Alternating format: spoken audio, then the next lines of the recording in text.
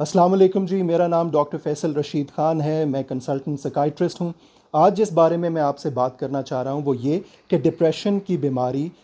کو ڈائگنوز کیسے کرتے ہیں، یعنی ہم کب کہتے ہیں کہ کسی انسان کو ڈپریشن کا مرض لاحق ہو گیا ہے۔ دیکھیں، ڈپریشن معمول کی اداسی نہیں ہے، ڈپریشن معمول کی پریشانی نہیں ہے، اس کو سٹریس کہتے ہیں، ذہنی دباؤ کہتے ہیں۔ اگر کوئی انسان 2 ہفتے سے زیادہ اداس رہتا ہے، اس کا کسی چیز میں دل نہیں لگتا، اس کو چڑچڑاپن آ گیا ہے، چھوٹی چھوٹی بات پہ غصہ آتا ہے، اس کو کسی چیز پہ خوشی محسوس نہیں ہوتی، جو چیزیں وہ پہلے انجوائے کرتا تھا اب وہ کرنے کا دل نہیں کرتا، اگر وہ کرے بھی تو اس کو خوشی محسوس نہیں ہوتی، بہت جلدی تھکاوٹ ہو جاتی ہے،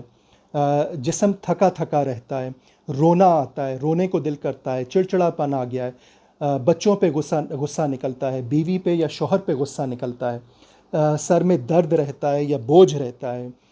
ہاضمے کے مسائل شروع ہو گئے ہیں،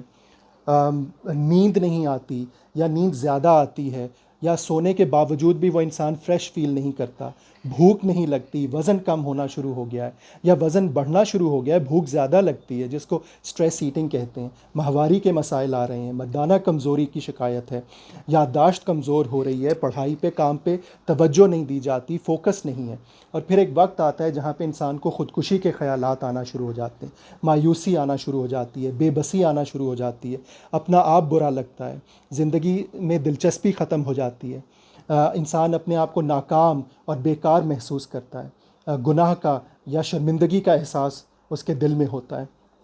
اور وہ اس کے کنٹرول میں نہیں ہوتا کیونکہ بیماری اب بڑھ چکی ہے۔ ہم یہ بات کریں گے کہ ڈپریشن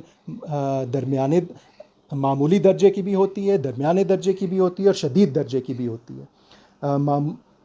جو شدید ڈپریشن ہے اس میں جو انسان کو منفی نیگیٹو خیالات آ رہے ہوتے ہیں وہ اس کے کنٹرول میں نہیں ہوتے، وہ اسی طرح ہوتا ہے جیسے کوئی انسان الٹیاں کر رہا ہے یا اس کو وامٹنگ ہو رہی ہے، اسی طرح اس کو منفی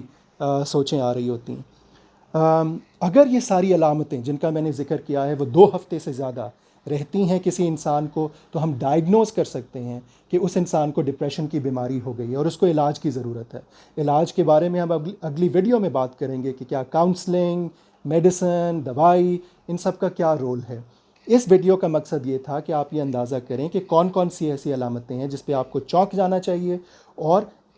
ہیلپ لینی چاہیے، اپنے علاج کے بارے میں سوچنا چاہیے۔ آپ کے وقت کا بہت شکریہ، چینل کو لائک کریں، سبسکرائب کریں، نوٹیفیکیشن کا بٹن دبائیں تاکہ آپ کو ویڈیوز کے بارے میں پتہ چلتا رہے۔ آپ کے وقت کا بہت شکریہ، خدا حافظ۔